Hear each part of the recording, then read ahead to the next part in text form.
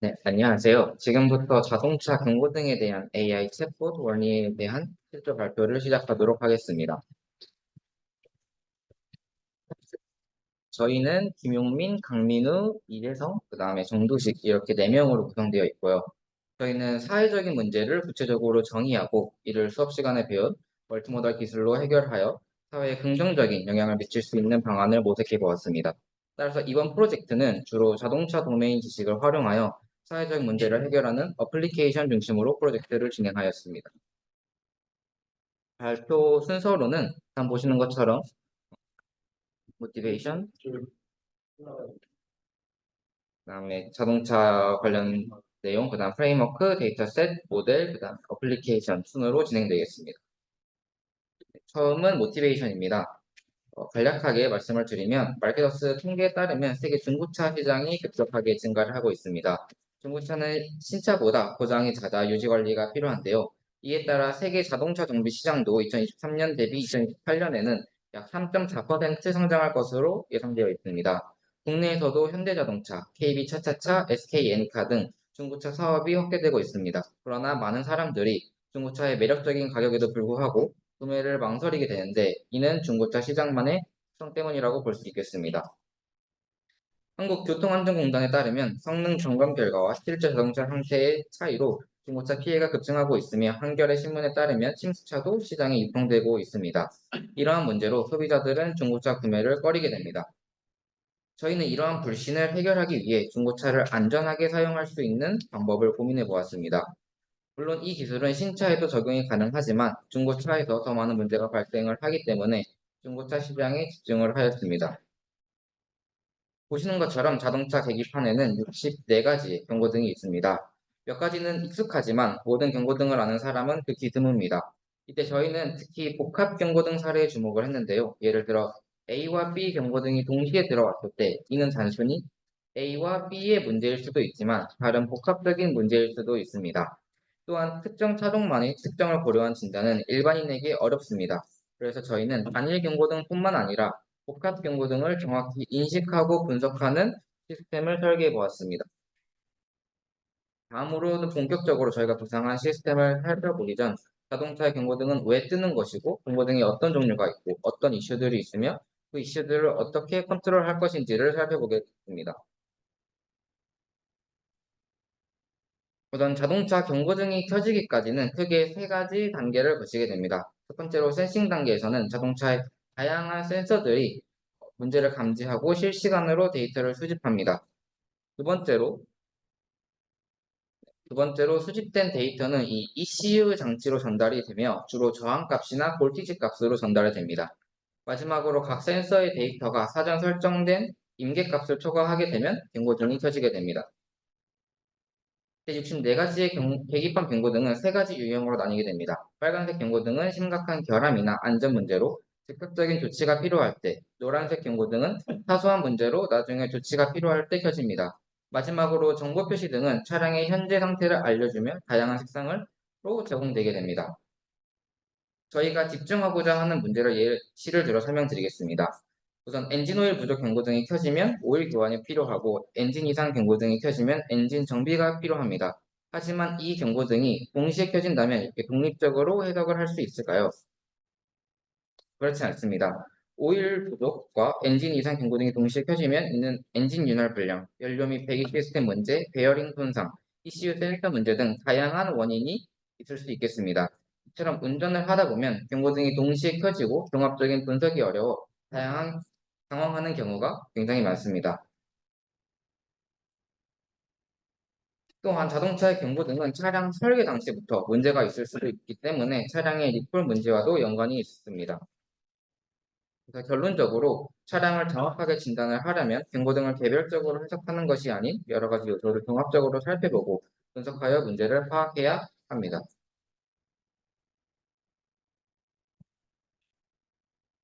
네, 안녕하세요. 저는 대표자 강민호라고 합니다. 저는 이번에 제안하는 프레임워크를 발표드리겠습니다. 지금부터 제안의 내용을 간단하게 소개드리겠습니다. 저희는 이제 휴대폰 카메라로 차량 계기판에 이제 경고등을 사진으로 찍고, 그다음에 차량의 브랜드, 모델, 연식 등을 이제 함께 입력하면 경고등의 종류를 인식하고 해당 경고등에 대한 정보를 알려주는 챗봇을 개발하였습니다. 챗봇의 이름은 원이고 이제 경고등의 정보를 전달한다는 의미예요. 이제 추가적인 질문을 통해 차량의 문제와 해결 방법 그리고 차량 부품과 관련된 내용까지도 이제 안내할 수 있는 챗봇입니다. 그러면 이제 저희의 프레임워크는 이제 다음과 같이 구성되어 있습니다. 객체 탐지와 LLM 프롬프팅 그리고 텍스트 스피치 제너레이션 부분으로 나눠지면 객체 탐지 부분에서는 경고 등의 종류를 식별하는 역할을 하며 욜로 버전 8을 사용했습니다. 그리고 LLM에는 식별된 경고 등 데이터가 차량 정보와 관련된 데이터가 들어가며 정확한 답변을 얻기 위해서 기존의 경고 등 정보를 시스템 메시지에 넣고 랭체인을 이용하여 LLM 모델이 올바른 답변을 생성하도록 합니다. LLM이 생성한 답변은 원인과 해결책을 텍스트로 형태로 출력하고 이제 바크라는 프로그램을 사용해서 음성으로 변환하여 출력합니다. 그 자세한 내용은 뒷부분에서 더 설명드리겠습니다. 네, 그리고 이제 저희의 데이터셋에 대해서 설명드리겠습니다. 네, 저희 데이터셋은 비전 데이터셋과 텍스트 데이터셋으로 나뉩니다. 비전 데이터셋은 사진의 경고 등을 인식하기 위해서 사용되었고, 인터넷에서 다운받은 데이터셋과 실제 차량에서 촬영한 데이터셋으로 이루어져 있습니다. 그리고 텍스트 데이터셋은 차량 정보와 관련돼서 LLM 모델에 사용되며 인터넷에서 얻은 데이터셋과 실제 차량 정비 업체에서 인터뷰한 내용으로 구성되어 있습니다. 기존 데이터셋은 이제 구글 검색 등을 통해서 이제 100장의 경고등 사진을 먼저 수집하였고요. 소카의 경고등닷컴 홈페이지에서 제공하는 경고등 사진도 추가로 수집하였습니다. 또한 카이스트 이제 건설 및 환경공학과 대학원생들과 SSL 대학원생들 차량의 계기판에서 경고등이 모두 켜진 사진을 이제 저희가 직접 사진으로 찍었고요. 이 사진들은 이제 로버플로우라는 웹사이트에서 포커 형태로 변환하기 위해 직접 라벨링해서 사용하였습니다. 로버플로우에서 데이터셋을 변환하는 과정을 이제 보여드리면, 원래 로버플로우에는 이미 코코 형태의 경고등 데이터셋이 이미 존재했기 때문에 했는데 그 데이터셋을 경고등의 위치를 이제 x, y 좌표의 중심적과 그리고 그 폭과 높이로 이제 표시합니다. 이 데이터셋을 저희가 수집한 비전 데이터셋과 결합하려고 이 데이터셋도 로버플로우에서 라벨링을 직접 해서 코코 형식으로 변환하였습니다. 그리고 텍스트 데이터셋도 기존 데이터셋과 유사하게 이제 온라인과 필드에서 수집하였는데 온라인에서는 아까 말씀드렸다시피 스토카의 경고등.com 웹사이트에서 경고등에 대한 설명과 발생 원인, 그리고 해결 방법 등을 제공하고 있습니다. 이 웹사이트의 내용을 참조해서 구글 스프레드시트에 기록을 하였고 또 오토피디아와 퀀텀 모빌리티라는 업체의 협조를 받아서 실제 차량의 경고등과 발생 원인, 그리고 또 브랜드 차종별 또 특이 사항들에 대해서 인터뷰를 진행하였고 해당 결과를 반영하였습니다.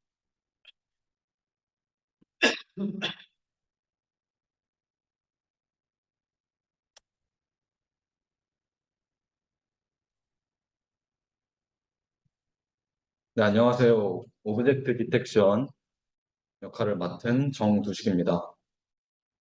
우선 저희가 모델을 선정할 때까지 좀 다사다난한 일이 있었는데, 그 첫 번째 이유로 데이터셋의 수와 형식에 좀 변화가 있었기 때문입니다. 네, 그래서 저희가 처음에는 클래스당 한 3, 4장 정도의 이미지밖에 없고 라벨링조차 되지 않았기 때문에 오브젝트 디텍션을 할 수 없다고 판단해서 클래시피케이션으로 CNN을 좀 돌려봤는데 보시다시피 형편없는 결과가 나왔고, 그래서 적은 수의 데이터 셋만으로도 학습을 할 수 있는 퓨샷 오브젝트 디텍션 모델을 탐색하게 됐습니다. 그런데 퓨샷 오브젝트 디텍션 모델도 아무래도 적은 수의 이미지만으로 학습을 하다 보니까 좀 가장 좋은 모델의 AP도 30을 넘을까 말까 하는 그런 성능을 보였기 때문에 고민하고 있던 찰나에 인터넷에서 좀 몇백 장의 데이터셋을 추가로 확보할 수 있었고, 그 다음에 로보플로우에서 간단하게 라벨링을 할 수 있는 툴이 있다는 사실도 발견해가지고 더 많은 데이터셋을 확보할 수 있게 돼서 결과적으로 이제 오브젝트 디텍션 모델을 사용해도 괜찮다는 생각이 들어서 율로를 사용하게 됐습니다. 그 중에서도 GPU 메모리에 한계가 있기 때문에 가장 가벼운 모델인 나노 모델을 선택해서 학습을 진행했고요. 그래서 간단한 구조를 설명드리자면 백본에서 엣지 등의 간단한 패턴들을 캡처하고 의미 있는 기능들을 추출하는 역할을 합니다. 그리고 넥 부분에서 백본과 헤드의 연결을 담당하고 있고 백본에서 얻은 피처 맵을 수집해서 어, 피처 피라미드를 조립하는 역할을 합니다. 마지막으로 헤드에서는 최종적으로 오브젝트 디텍션을 위해서 컨피던스 스코어를 생성하고 바운딩 박스를 생성합니다. 그래서 저희가 최종적으로 얻을 수 있는 결과는 그림과 같은데요. 왼쪽은 밸리드 케이스에 대한 예측 결과고 오른쪽은 저희가 새로 만든 테스트 케이스에 대한 예측 결과입니다. 그래서 사람이 경고등을 찍어서 업로드하다 보면 많은 분들 공감하실 텐데 핸드폰 찍어서 업로드하면 저는 분명 가로로 찍었는데 세로로 올라가고 그러잖아요. 그래서 이렇게 찍혀 있는 경우에서도 잘 인식하는 것을 확인할 수 있었고 당연히도 똑바로 되는 경우에서도 잘 인식하는 것을 확인할 수 있었습니다. 그림과 같이 어떤 경고등인지 그리고 거기에 있는지 확률 정도는 어떻게 되는지를 보여줍니다. 그리고 이제 이 모델에 대한 퍼포먼스 테스트를 해야 되는데 그 전에 앞서 꼭 언급해야 되는 것이 바로 데이터셋의 불균형입니다. 보시는 바와 같이 9개의 케이스에 대해서 많은 인시스턴스가 존재하지만 나머지 정보 등에 대해서는 20장 이하에 해당하는 적은 데이터가 있다는 것을 확인할 수 있는데 이는 인터넷에서 데이터를 수집하다 보니까 아무래도 주요한 정보 등에 대해서 더 많은 사진들이 나타날 수밖에 없고 다른 정보 등들은 이미 인터넷에서 얻을 수 있는 그 정보 등의 한계가 있었기 때문에 네, 이렇게 차이가 발생하는데 무엇보다도 아무래도 라벨링을 저희가 직접 해야 되기 때문에 시간적인 한계가 가장 큰 요인이었던 것 같습니다. 그래서 27개 케이스에 대해서 학습을 시켜봤고 그 다음에 이 이미 있는 주요한 용고 등이 9개에 대해서로 따로 학습을 시켜봤습니다. 그 결과는 다음과 같은데요. 보시는 바와 같이 트레인 돌리기에도 데이터셋에 벅찼기 때문에 밑에 보시는 것처럼 9개 정보 등에 대해서는 100장 이상의 밸리드 케이스가 있지만 나머지 경우에서는 좀 작은 밸리드 케이스의 데이터를 가지고 있었기 때문에 정보의 결과의 편차도 심하고 성능이 안 좋은 것을 확인할 수 있습니다.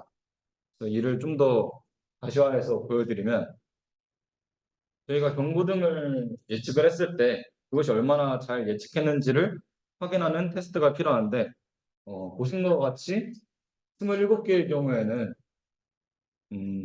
데이터셋이 적은 경고등에 대해서 어, 잘못 예측하는 경우를 좀 볼 수 있고 9개로 한정된 경우에는 확실하게 대부분의 경우에서 잘 예측하는 것을 확인할 수 있었습니다.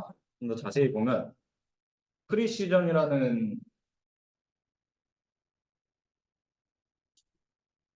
프리시전으로 프리시전이라는 이 기준으로 확인할 수 있는데 이 알고리즘이 경고등을 예측을 했을 때 그 예측한 경고등이 실제 경고등이 맞은 비율 그거를 나타냈을 때 뭐 27개의 경우에는 79.2%, 9개의 경우에는 86.9%의 성능을 보는 것을 확인할 수 있습니다. 그리고 실제 경고등이 어떤 경고등인데 그 경고등이 실제로 잘 예측했는지를 확인하는 값인 리콜은 27개의 클래스에 대해서 85%, 9개 클래스에 대해서 95%의 결과를 확인할 수 있습니다. 최종적으로 이 모든 결과를 종합적으로 판단하는 MAP 수치는 다음과 같이 볼 수 있었고 27개의 경우에는 율로 모델 중에서 가장 좋은 회귀한 모델의 성능과 비슷한 결과를 드리는 것을 확인할 수 있었고 9개 클래스로 한정 지은 경우에는 그것보다 훨씬 더 좋은 결과를 얻을 수 있었습니다. 네, 마지막으로 이 프레딕션 리절트와 추가적인 기능을 좀 설명드릴 건데요. 이렇게 위에 보신 것 같이 경고등을 잘 인식한 경우도 있었지만 아래처럼 원래 경고등이 있는데 잘 인식하지 못한 경우, 그리고 원래 이거는 스테이빌리티 경고등인데 다른 경고등을 인식한 경우 등의 에러 케이스들을 확인할 수 있었습니다. 저희가 테스트 케이스를 한 40장 정도로 확인을 했었는데 27개 같은 경우에는 한 40% 정도가 하나쯤은 오류가 있었고, 그 다음에 9개 플러스 같은 경우에는 그래도 한 10장 정도, 한 25% 정도만의 오류를 보였습니다. 그래서 그런데 이러한 오류가 실제로 경고등을 확인하고 사용자가 이용할 때 있어서 치명적일 수 있다고 판단을 해서 추가적인 기능이 필요하다고 생각을 했는데요.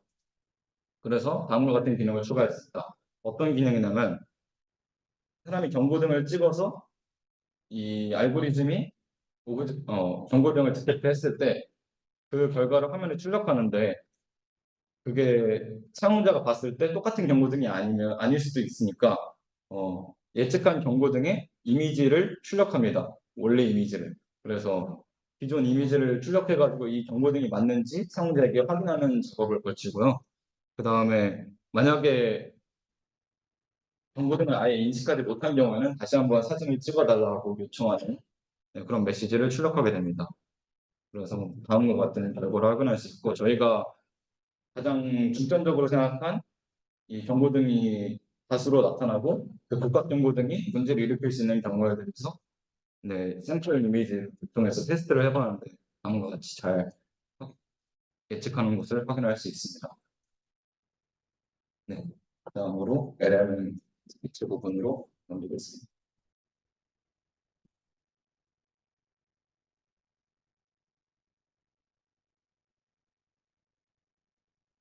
네, 안녕하세요. LLM과 스피치 모델 코치를 맡은 이진성이라고 합니다. 먼저 모델의 구조에 대해 간략하게 설명하겠습니다. 일단 사용자 입력과 검지 결과가 주어진 책으로 시작을 하게 됩니다. 이전 슬라이드에서 설명한 것처럼 차량 정보, 차량 브랜드, 차량 이름, 연식을 입력했습니다. 이러한 사용자 입력과 디텍션 모델의 출력으로 LLM에게 줄 메시지를 구성합니다. 네, LLM이 주는 답을 정형화하고 일관성 있게 만들기 위해 템플릿을 사용하여 메시지를 확인했습니다. 또한 LLM은 복합 공고 등에 대한 도메인 지식이 부족하기 때문에 그런 케이스들을 이제 핸들링하기 위해 추가 정보도 시스템 메시지로 주입했습니다. 이런 방식으로 LLM을 쉽게 사용하기 위해 랭칭 프레임워크를 사용했습니다. 그리고 라마3를 로컬에서 모델화해서 사용했습니다. 그렇게 LLM이 생성해낸 대답을 발표로 동시에 가치로 만들어서 같이 제공하게 됩니다.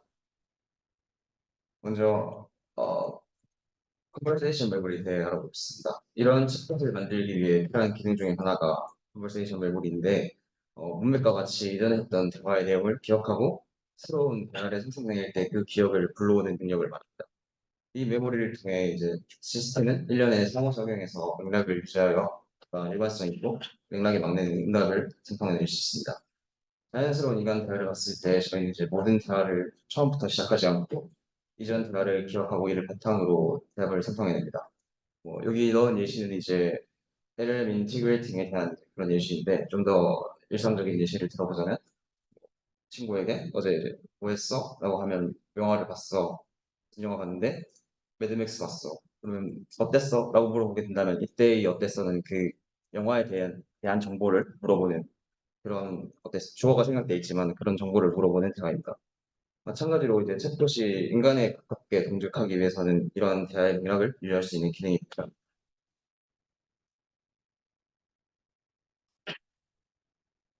그래서 저희 프로젝트에서는 앞서 언급한 프롬프팅과 대화 메모리를 제공해주는 랭체인을 사용했습니다.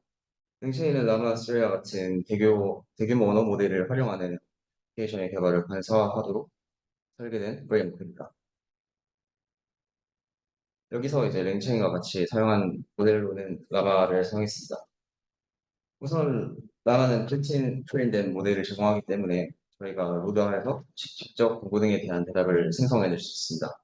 이렇게 하면 저희가 원하는 대로 조작하기 쉬울 뿐만 아니라 빌링에 대한 코스트 라인에 대한 문제도 고려하지 않아도 됩니다. 또한 제미나이와 같은 저랑 가벼운 웨이트를 가진 모델들과 비교했을 때도 저희가 생각하기에 긴 문장에 대한 이해도가 더 높다고 판단했습니다. 그래서 저희가 정한 그런 특급 경고 등에 대한 트라이얼을 주입하기에도 더 적합한 모델이라고 생각했습니다. 또한 학습에 사용된 데이터를 고려했을 때도 2023년 3월까지 이제 이 데이터가 사용됐다고 되어 있던데, 그래서 좀 더 최근의 차량 결함에 대한 그런 문제도 핸들링 할 수 있다고 생각을 해서 쓸 생각이 됐습니다.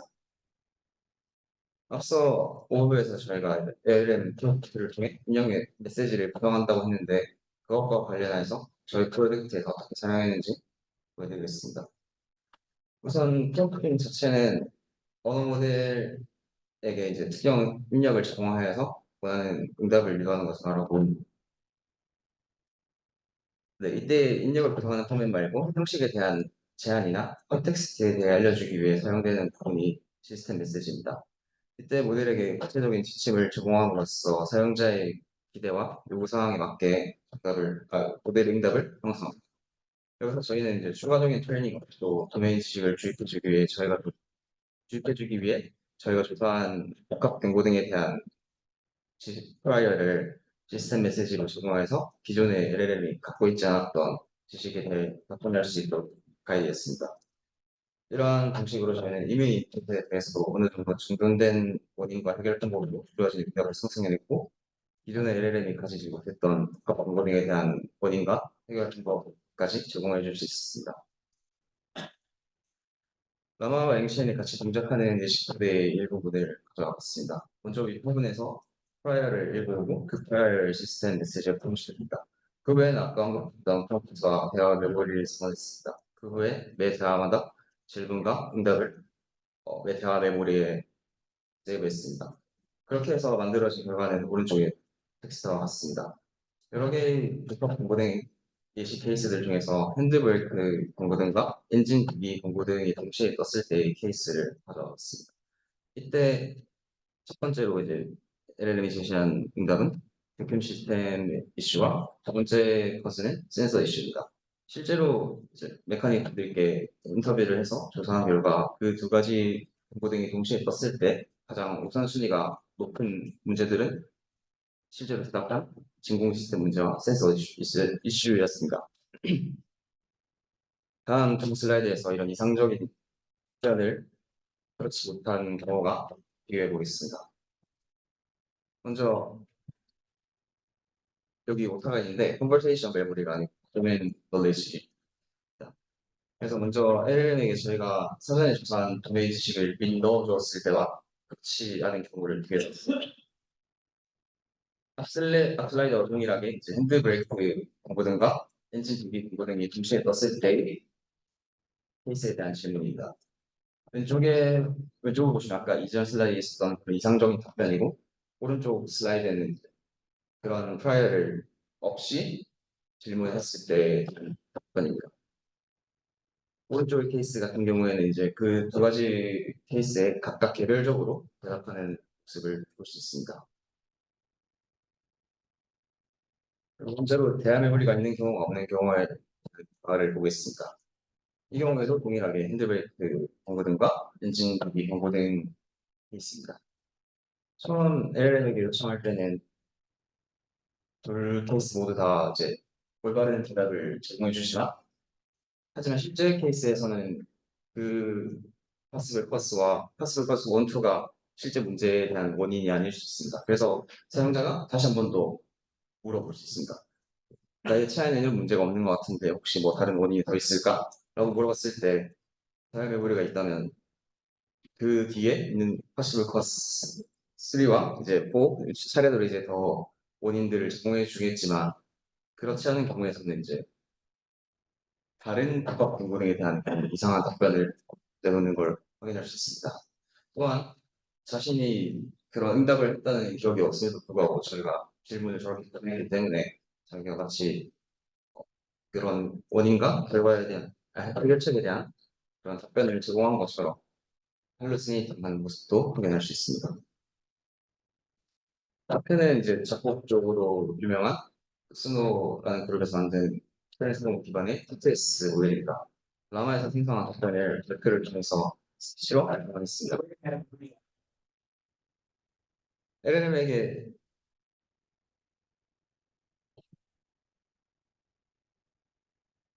좋은 답을 스피치로 변환하는 과정에서 이제 두 가지 어려움이 있었는데, 우선 발표 자체에서 텍스트 인풋 길이에 대한 제한이 있어서 라마의 답으로 생성되는 긴 텍스트에 대해서 한 번에 스피치를 만들어내지 못합니다.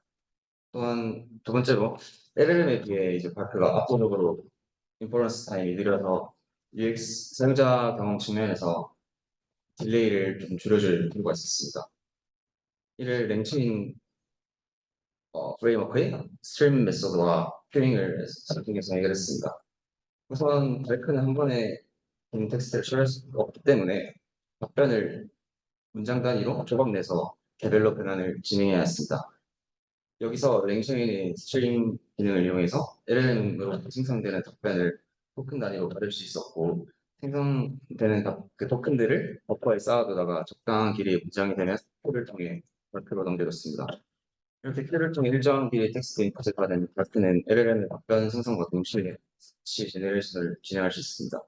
마지막 스텝에서는 이렇게 조각난 오디오들을 하나로 합쳐줌으로써 몇 분 단위의 그런 긴 스피치를 생성해낼 수 있습니다. 하지만 이렇게 딜레이를 줄여보고자 노력했지만 여전히 마크가 라마 인퍼런스 속도에 압도적으로 느려서 그래도 3분 정도의 딜레이는 더 걸리는 것 같습니다. 여기까지가 LLM과 스피치 모델에 대한 발표였고, 나머지 분을 해주시겠습니다.